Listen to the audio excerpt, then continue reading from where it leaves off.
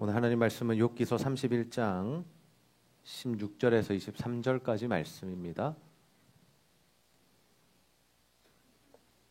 욥기서 31장 16절에서 23절 말씀 우리 한 절씩 교독합니다. 내가 언제 가난한 자의 소원을 막았거나 과부의 눈으로 하여금 실망하게 하였던가.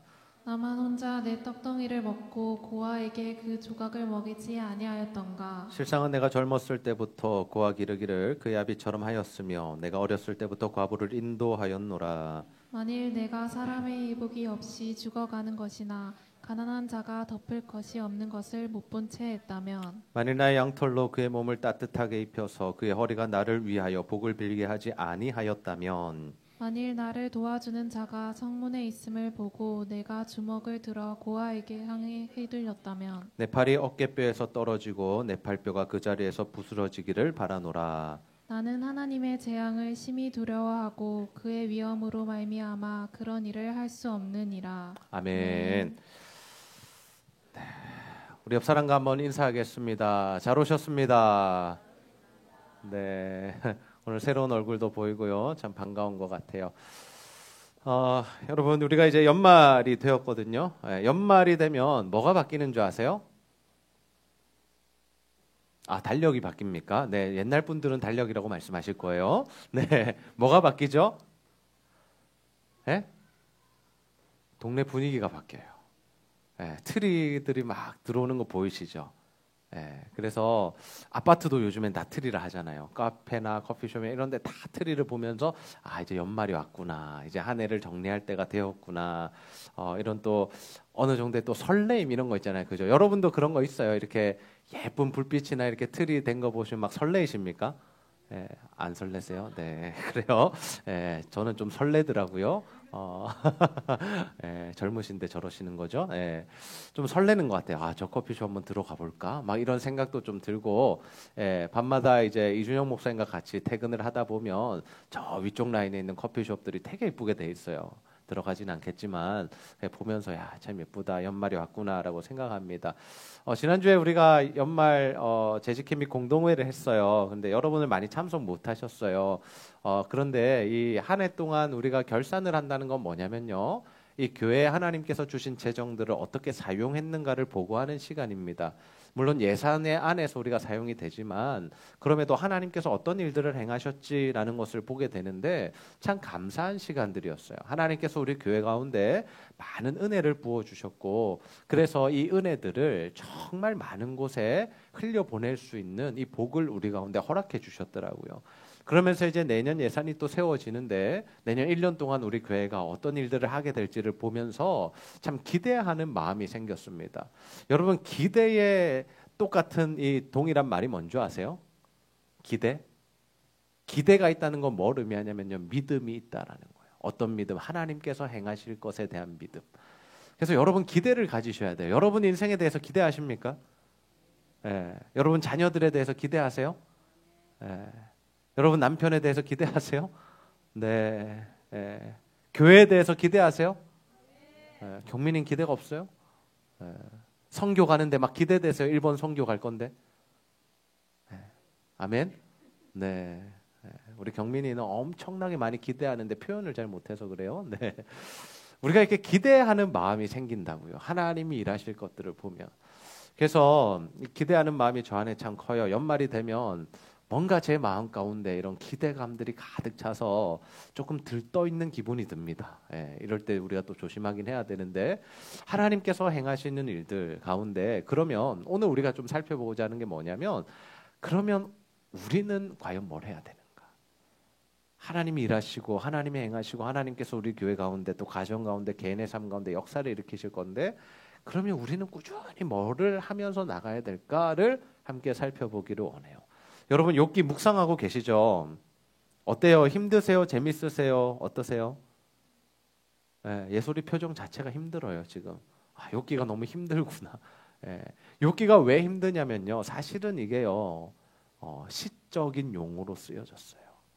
우리는 그렇게 느끼지 못하지만, 그리고 여기 안에 들어가 있는 이 히브리어를 우리가 다 해석할 수 없기 때문에 한글로만 보기 때문에 정확한 의미를 분별하기가 좀 힘들 때도 있어요. 그래서 사실 이 설교하는 자들도 참 많이 애를 먹습니다. 근데 또 어떤 점들이 힘드냐면 계속 똑같은 말이 반복돼요. 여러분 우리가 뭐 복음서나 사도행전이나 이런 책들을 볼 때 이 다이나믹하고 재밌는 이유가 뭔지 아세요? 계속 사건이 바뀌잖아요. 동일 인물이죠. 예수님이시고 제자들이지만 이 함께 사역하면서 일어나는 사건들이 바뀌고 장소가 바뀌고 병인들의 모습이 바뀌고 막 이러니까 우리가 재밌다 즐겁다 이야 이런 일이 일어났구나 사도행전의 모습을 보면서도 우리가 이런 막 마음들이 생기는데 욥기는 어때요? 그냥 이 고난을 당한 욥 옆에 새 친구들과 또 한 명 더 와가지고 막 이렇게 공격하고 너 죄지어서 이렇게 됐다 이야기하는데 이게 한 번 하고 끝나는 것도 아니고 똑같은 이야기 돌아가면서 하다가 1차 논쟁 끝나면 또 2차 논쟁하고 또 끝나면 3차 논쟁하고 정말 재미가 없어요. 어렵고. 근데 이 친구들이 이 욥을 공격하는 주된 내용이 뭐냐면 이겁니다. 잘 아시겠지만 너 죄지어서 당하는 거야. 죄지었기 때문에 네가 이 정도 어려움을 당하는 거야. 우리는 알지만 욥이나 그 친구들은 그 이유를 잘 모르죠. 근데 그러다 보니까 욥의 친구 중에 엘리바스라는 사람이 뭐라고 딱 지적하냐면요. 야, 네가 당하는 이 고난의 정도를 보니까 너는 분명히 연약한 자들을 괴롭혔을 거야. 하나님이 연약한 자들에 대한 관심이 많으신데 너 그거를 하나님 마음도 모르고 그렇게 나쁜 짓 했기 때문에 네가 이렇게 어려움 당하는 거야 라고 이렇게 날카롭게 지적해요. 그때 욥이 뭐라고 대답합니까? 우리 욥기 31장 18절 말씀 함께 한번 읽어볼까요? 시작. 실상은 내가 젊었을 때부터 고아 기르기를 그의 아비처럼 하였으며 내가 어렸을 때부터 과부를 인도하였노라. 아멘. 네. 뭐라고 그래요? 내가 젊었을 때부터 누구를 돌보았다고요? 고아를 돌보았다. 근데 어떻게 해요? 아비처럼 했다. 여러분 아비처럼 했다는 게 무슨 의미일까요? 1년에 한 번 정도 가서 돌아본 게 아비처럼 한 걸까요? 아니겠죠. 늘 이렇게 그들을 챙기고 케어하고 도와주고 필요를 채워줬던 일들을 했다라는 뜻이에요.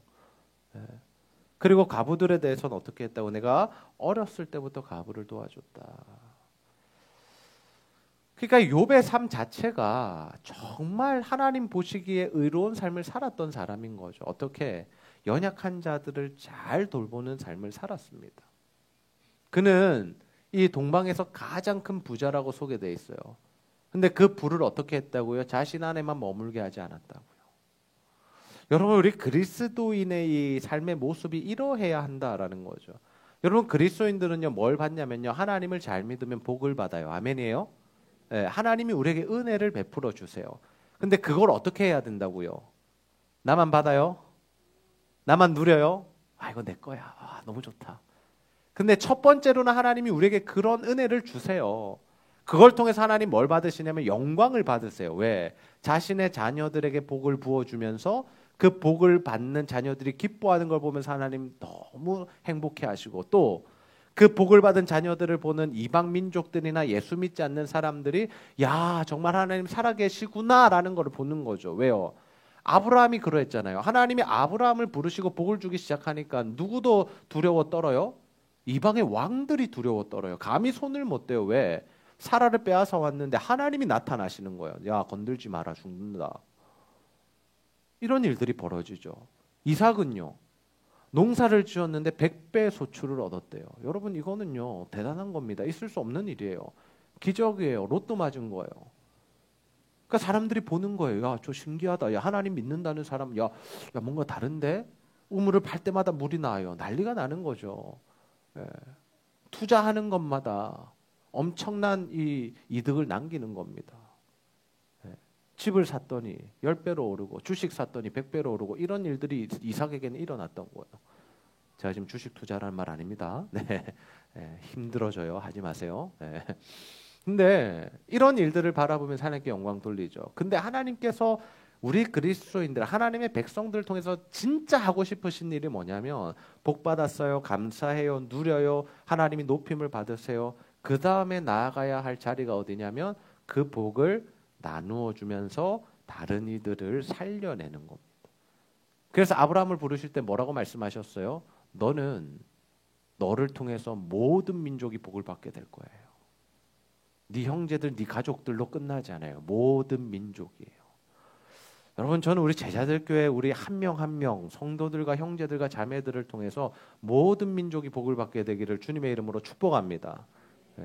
하나님이 그 일들을 이루시고자 우리를 부르셨고 복주고 계시다라는 거죠. 하나님이 연약한 자들에 대해서 늘 마음이 있으세요. 그래서 성경에 보면요, 뭐라고 말씀하시냐면, 야 너희들 곡식을 추수할 때 기퉁이 모퉁이 딴 것까지 끝까지 하지 마. 남겨도. 그리고 만약에 곡식을 이렇게 막 이렇게 싣다가 떨어지는 거 있죠. 떨어지는 거 어떻게 해요? 다시 주우라 그래요? 줍지 말라 그래요? 줍지 말라 그래요. 무슨 말이에요? 너네들은 그거 안 주어도 되고 모퉁이 것까지 안 걷어도 먹고 살잖니? 그러면 그거는 가난한 자들과 연약한 자들을 위해서 좀 남겨주라. 그 말씀하시는 거예요, 하나님이. 왜? 이스라엘 공동체 안에 살아가다 보면 우리가요, 어쩔 수 없는 형편 가운데 가난을 경험해야 될 때가 있습니다. 가족들의 죽음이나 또는 뭐 잘못된 일들이나 사건들을 만나서 우리가 굶주리게 될 때가 있잖아요.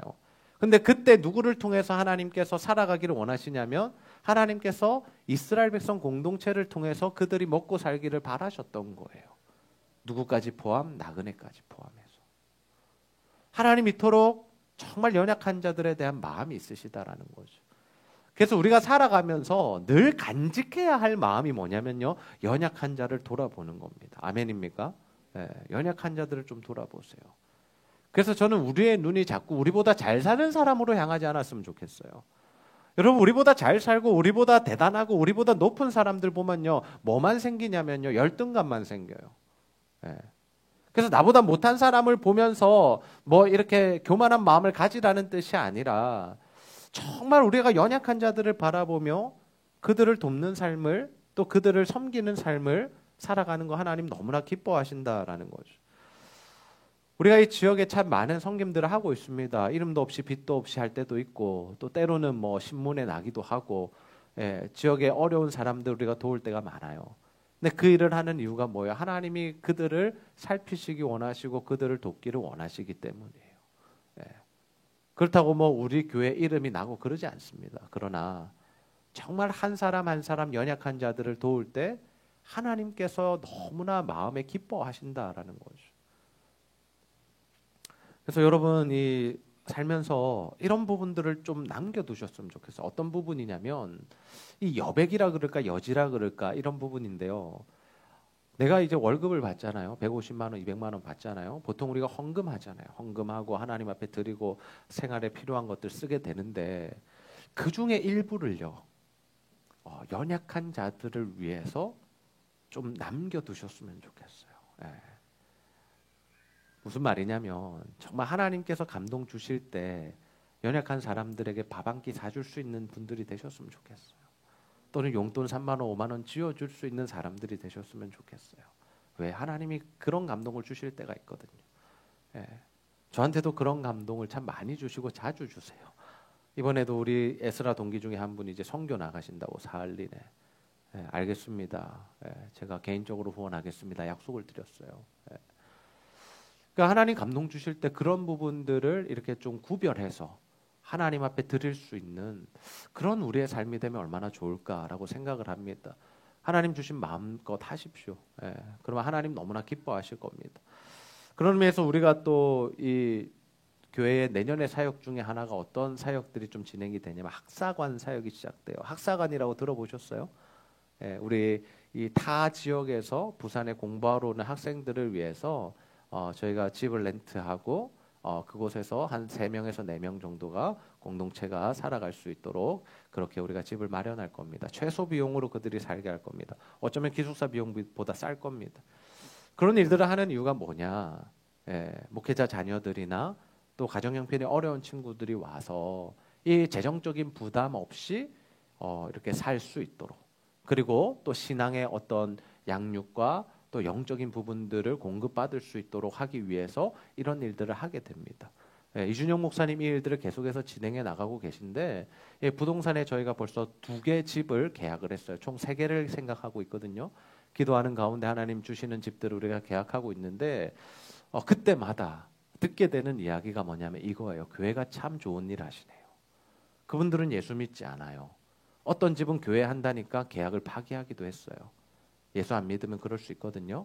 교회 뭐 이렇게 한다 그러면 기분 나빠할 수 있거든요. 그러나 정말 이 세상 사람들이 보기에도 참 좋은 일을 이 교회가 행해야 한다라는 거죠.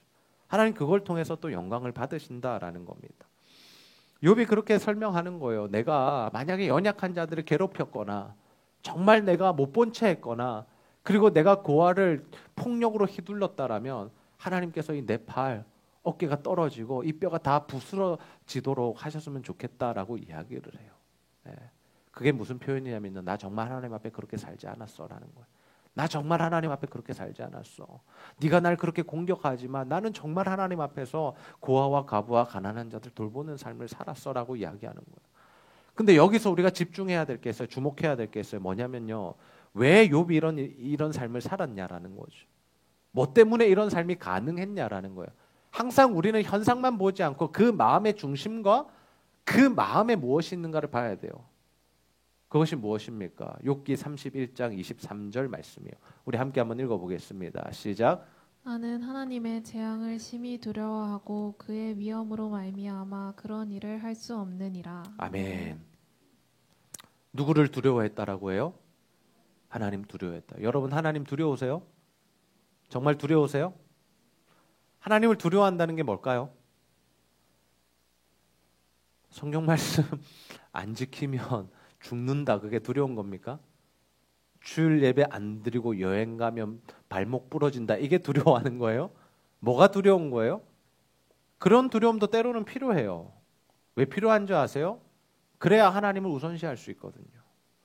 네. 그런데 진짜 하나님을 두려워한다는 게 뭐냐면요. 이런 개념이에요. 하나님을 사랑하고 극도로 존경하고 존대한다라는 의미예요. 여러분 우리가 사람을 대할 때 그 사람이 나를 존경하고 존대하는지는요. 태도를 보면 알 수 있어요. 눈빛만 봐도 알 수 있어요. 제가 무슨 이야기를 할 때 그 사람이 정말 이걸 경청하여 듣고 있는가 아니면 흘려 듣고 있는가 아니면 잔소리처럼 여기는가 저는 다 알고 있습니다. 네. 왜요? 느껴지는 거거든요. 하나님도 마찬가지예요. 우리가 하나님을 존경하고 존대한다는 건 뭐냐면요. 하나님의 의중과 하나님의 생각과 하나님의 뜻이 우선이 되는 삶을 산다라는 거예요. 여러분 어버이날 때 부모님께 선물 드리잖아요. 어떤 선물 드리세요? 요즘에 가장 편한 게 뭐예요? 현금이죠. 왜요? 현금은 어디든지 유용하게 쓰일 수 있으니까. 그러면서 식사 꼭 한 번씩 하시죠. 어디에 드시러 가세요? 맛있는 거. 근데 그 맛있는 거 누가 좋아하는 거 먹으러 가요? 네, 부모님 좋아하시는 거 드시러 가야 돼요. 저는요 피자 좋아하거든요. 부모님 오늘 어버이날이죠. 피자 맛있는 데가 있다. 피자 가자고. 그 샐러드 바고 끝내준다고. 그럼 저희 부모님 뭐라고 하실까요? 아이고 목사님 가자니까 가긴 가야겠고 그죠? 예, 근데 마음은 힘드시겠죠. 그게 존대하는 게 아니에요. 존대는 뭐냐면요. 부모님 뭐 드실래요? 물어보는 거예요.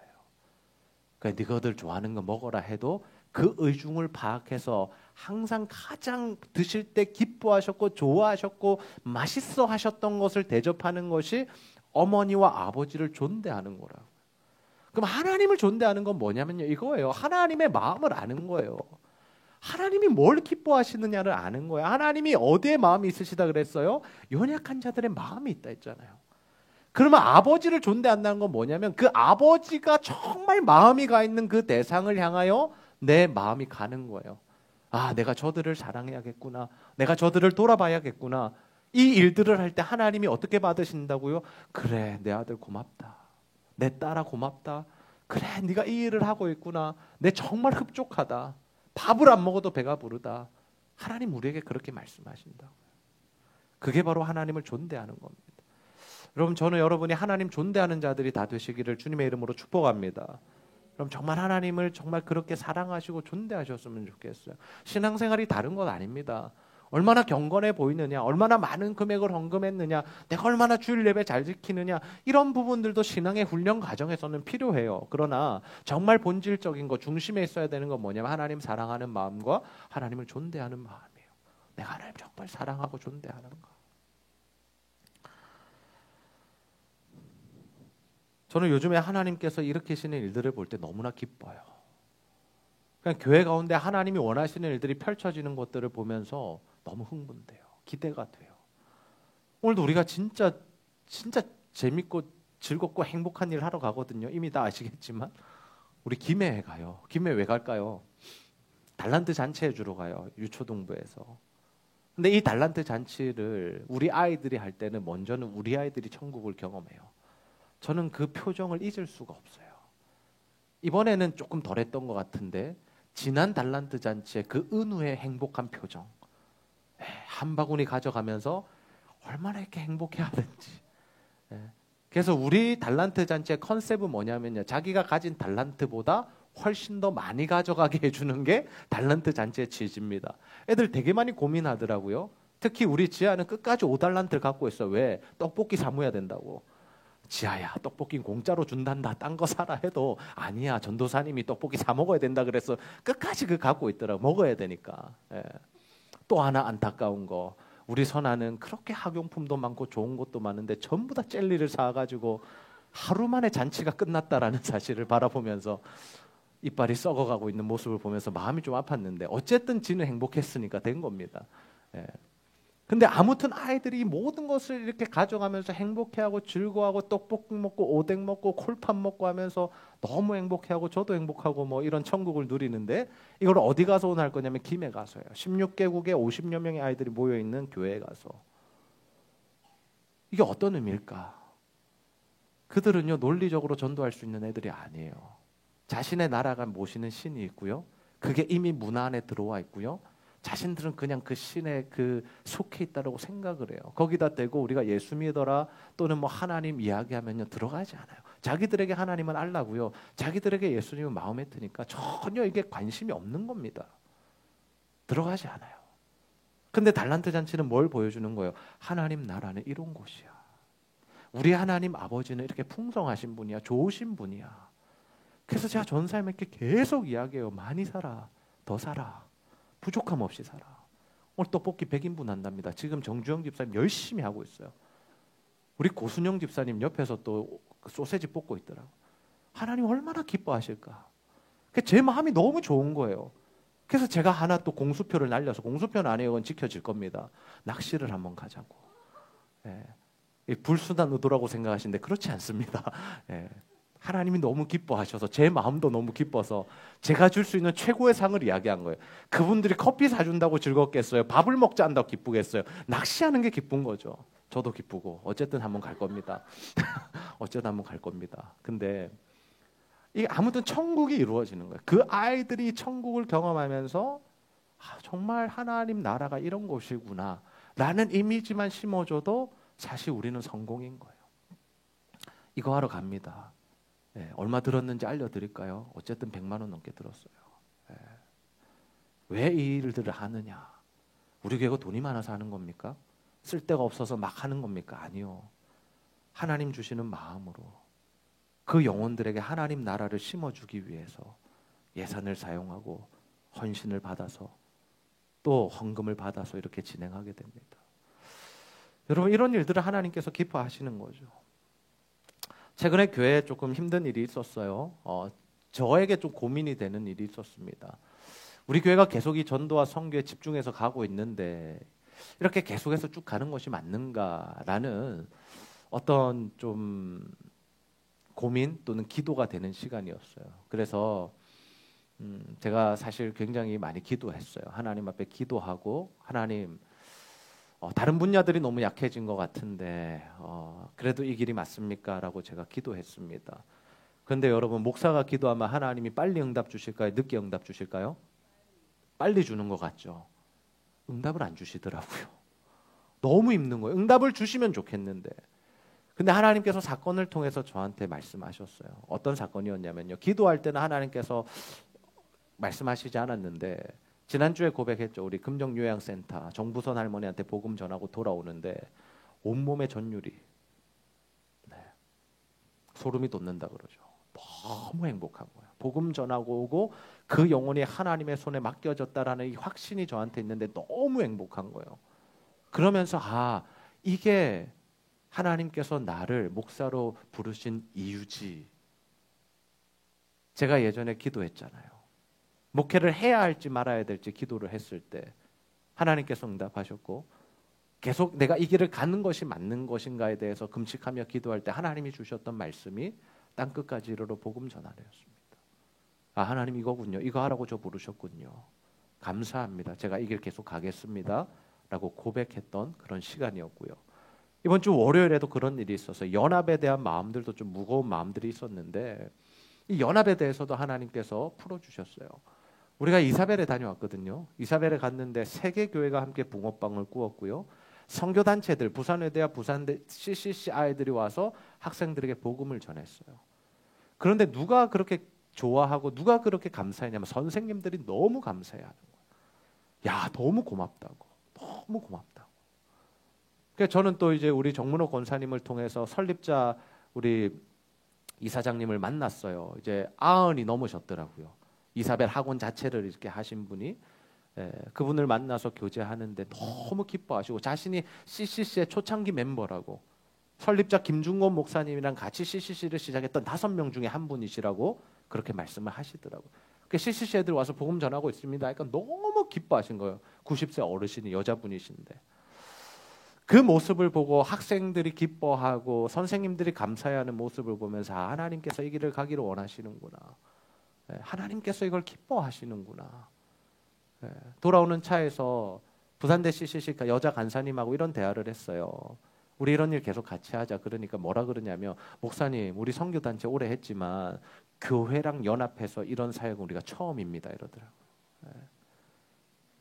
너무 좋았대요. 자기들도 너무 좋았고. 그래서 우리 이거 계속하자. 자주 하자. 그렇게 이야기를 했습니다. 여러분 하나님께서 원하시는 일들 교회는요 하나님이 원하시는 일들을 하는 곳이고요. 우리 성도는요 하나님이 하라고 하는 일을 하는 존재입니다. 아멘입니까? 우리가 원하는 거 하는 사람들 아니에요. 그래서 우리가 늘 뭘 물어야 되냐면 하나님의 뜻과 하나님의 계획과 하나님의 의중을 물어야 돼요. 하나님 지금 우리가 뭘 할까요? 코로나를 지나면서 하나님께서 저에게 주셨던 마음이 뭐냐면요. 마지막 때에 대한 마음이었어요. 우리가 성경의 역사뿐만 아니라 기독교인들의 역사를 보면요. 부흥의 때가 있는가 하면 침체의 때가 있기도 하고요. 때로는 핍박의 때가 있기도 합니다. 핍박의 때는 어떻게 되냐면 흩어져요. 아시죠? 디아스포라라는 사람들이 생긴 이유죠. 흩어지게 되고 어디로 숨냐면 지하 동굴로 숨어 들어가요. 카타콤 이런 곳으로 숨어 들어가게 돼요. 왜? 예수 믿는 것 때문에 죽어야 되니까. 죽는 사람도 있지만 숨어서 살아가면서 그 기독교에 계속된 이 하나님을 믿는 것들이 이어져야 하니까 하나님께서 누군가는 죽는 길로 인도하시고 누군가는 숨겨두셔서 하나님의 일들이 이어지도록 만드신다라는 거죠. 우리가 코로나가 사실 그렇지 않습니까? 어쨌든 나라에서 모이지 못하게 했습니다. 그때 우리가 어땠나요? 예배도 자유롭게 못 드렸고 나오지도 못했어요. 이렇게 마음껏 드리지 못했어요. 기억나시죠? 그래서 우리가 다시 모였을 때 얼마나 감격했습니까? 근데 그때 하나님이 저한테 물으셨던 질문이 이겁니다. 과연 너네 교회 성도들 이런 핍박이 지속되거나 다시 더 핍박이 거센 핍박이 와서 가정에서 예배를 드릴 수밖에 없는 상황이 된다라면 과연 그때 너희들의 성도들이 너의 교회 성도들이 믿음을 지킬 수 있겠냐라는 질문을 하시더라고요. 솔직히 대답 못했습니다. 자신이 없었습니다. 모여서 예배는 잘 드렸어요 우리가. 근데 진짜 여러분 가정에 가서 혼자 예배 드려야 하고 335 모여서 예배를 드릴 수밖에 없는 상황이라면 그 믿음을 지금 정도로 지켜낼 수 있으시겠어요?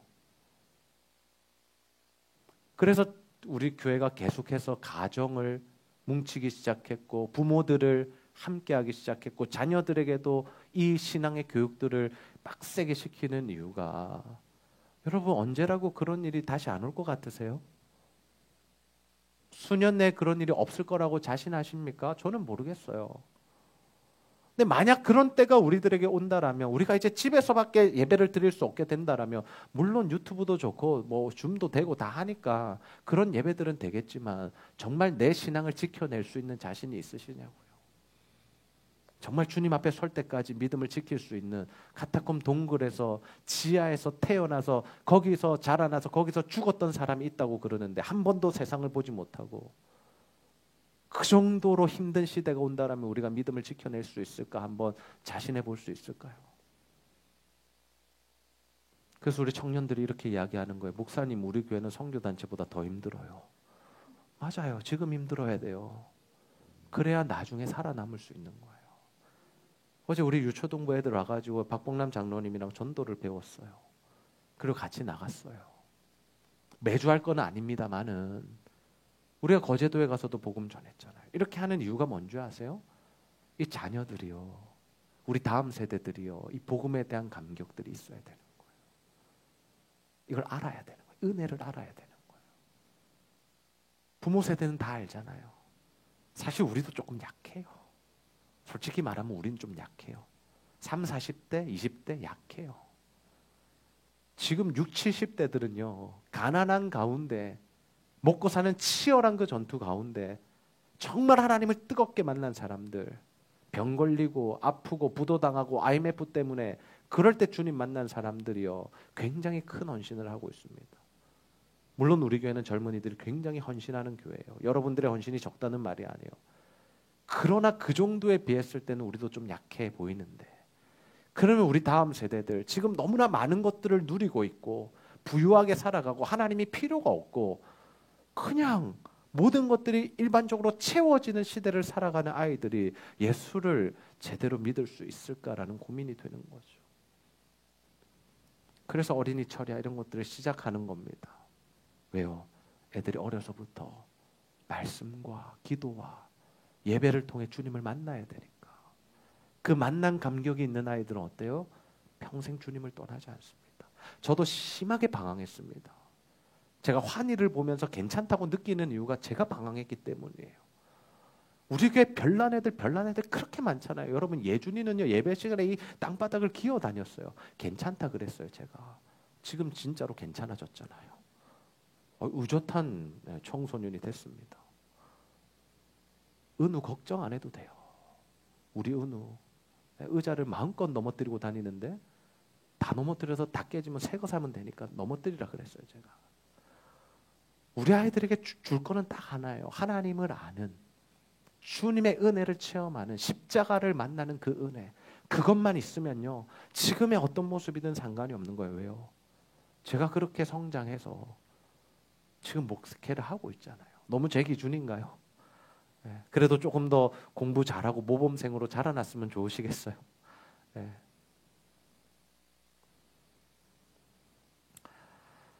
지난주에 우리가 신학의 파노라마 마무리하신 분들의 책을 드렸어요. 마르투스 증인이라는 책입니다.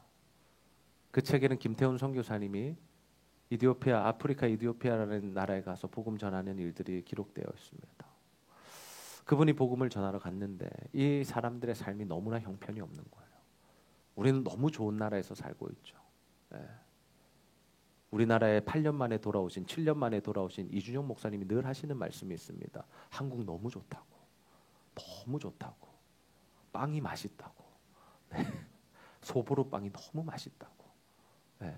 그리고 저는 너무 행복해요, 요즘. 우리 그때 8시인가까지 또 의논하고 같이 맥도날드에 갔는데 감격을 하시더라고요. 맥도날드가 이렇게 맛있다고. 그래서 저희가 그렇게 또 감격하면서 같이 한 2시간 또 대화하고 왔는데, 우린 너무 좋은 나라에서 살아요. 그런데 아프리카 그렇지 않잖아요. 근데 그분이 가보니까 그들의 형편에 도와줄 일이 너무 많은 거죠. 근데 그분이 기도하면서 생각한 게 뭐냐? 과연 이들에게 줘야 할 진짜가 뭘까? 뭐를 가장 시급하게 줘야 될까라고 생각했을 때 그분이 내린 결론은 복음이었답니다. 왜?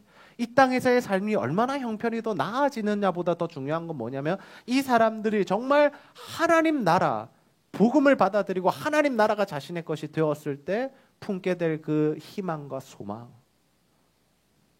그것이 진짜겠구나라는 생각으로 복음 전하는 삶을 살아가고 계신다 하더라고요. 여러분, 우리도 마찬가지입니다. 우리가 우리의 삶 가운데 진정한 희망과 소망이 되어야 되는 것은 예수 그리스도인 줄로 믿습니다. 그리고 그 예수 그리스도를 우리가 다른 이들에게 전해줘야 되는 거예요. 오늘 우리가 그 발걸음을 옮기는 겁니다. 우리의 삶 가운데 붕어빵 전도, 기도 특공대, 그 다음에 교회를 섬기고 셀을 하고, 이 모든 것들이 무엇 때문에 하느냐? 복음으로 한 영혼을 살리기 위함이. 먼저는 내가 살아나고, 살아난 내가 다른 이들을 살리고, 그들이 또 다른 사람을 살리는 자리에 세우는 것. 뭔가 좀 CCC 느낌이 나죠? 양육하고 파송하고. CCC라서가 아니라요. 이게 성경의 원리고 모든 교회와 성도들이 가야 할 길인 겁니다. 예수를 믿고 복음 전하고 양육하고 파송하고 선교사가 되게 하고. 그럼 저는 우리가 정말 올 한 해를 마무리하면서 부어주신 은혜를 기억할 뿐만 아니라 내년에 하나님 행하실 일들을 기대함으로 나아갔으면 좋겠습니다. 하나님 성교의 지경을 넓히라는 말씀 주셨는데요. 그 말씀의 의미는 이러합니다. 지금 하던 거에서 더 많은 일을 해라. 지금 섬기는 것보다 더 많이 섬겨라. 지금 헌금하는 것보다 더 많이 해라. 이 뜻이 아니라요. 성교의 지경이 넓혀진다는 건 무슨 의미냐면요. 내 안에 하나님을 사랑하는 마음이 더 커지는 거고요. 그래서 내 안에 그 하나님 나라에 대한 개념들이 더 넓어지는 거예요. 그게 우리가 성교의 지경이 넓혀지는 겁니다. 내 이웃으로 생각하는 사람들의 바운더리가 커지는 거예요. 내가 함께 가는 동력자라고 생각하는 사람들이 더 많아지는 겁니다. 그래서 돈을 더 많이 내라, 더 많은 헌신해라, 이걸 위해서 성교의 지경을 넓히라는 것이 아니라 여러분 안에 그 하나님을 향한 마음이 커지고 이웃에 대한 바운더리가 넓어지는 거. 하나님 그것을 기뻐하신다는. 그래서 오늘 우리가 가서 저 이주민들의 자녀들을 이웃으로 삼고 오려고 합니다. 이 지역을 우리가 이웃으로 삼았고요.